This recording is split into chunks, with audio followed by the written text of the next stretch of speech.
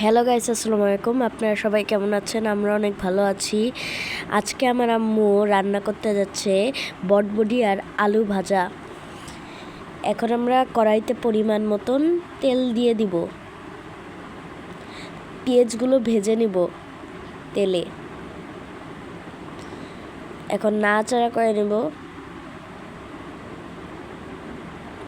ভালো মতন পেঁয়াজগুলো ভেজে নিব।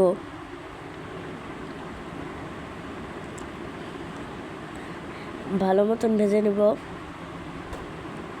এখন আমাদের ভাজা ভাজা করা শেষ। এখন এর মধ্যে আমরা আলু আর বটবডিগুলো দিয়ে দিব। এরপর এটাকে ভালো মতন নাড়াচাড়া করে দেব।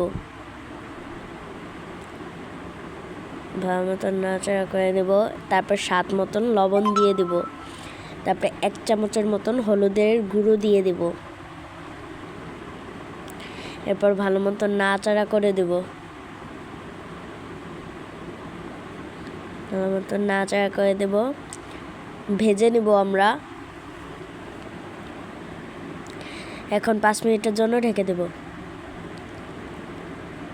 5 মিনিট পর আবার আমরা চলে আসলাম। এখন নাড়াচাড়া করে দেব। ভালো মতন ভেজে নিব আমরা। এরপর আবারও 5 মিনিটের জন্য আমরা ঢেকে দিব। 5 মিনিট পর আবার আমরা চলে আসলাম। এখন ভালো মতন নেড়ে নিব। ভেজে নিব আমরা। এরপর ভালো মতন একেবারে ভেজে নেব যেন খেতে মজা হয়। তারপর আবার 5 মিনিটের জন্য আমরা ঢেকে দেব। 5 মিনিট পর আবার আমরা চলে আসলাম। যত ভাজা হবে এই বটবডি আর আলু তত খেতে মজা হবে। এখন আমরা ভালো মতন নেড়ে দেব। প্রায় আমাদের শেষ হয়ে গিয়েছে।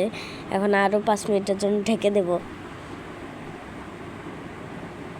5 মিনিট পর আবার আমরা চলে আসলাম। এখন নেড়ে দেব। এখন আমাদের তরকারিটা শেষ হয়ে গিয়েছে। আমরা নামিয়ে ফেলবো তরকারিটা। এখন ভালো মতো নেড়ে দিয়ে আমরা নামিয়ে ফেলবো তরকারি।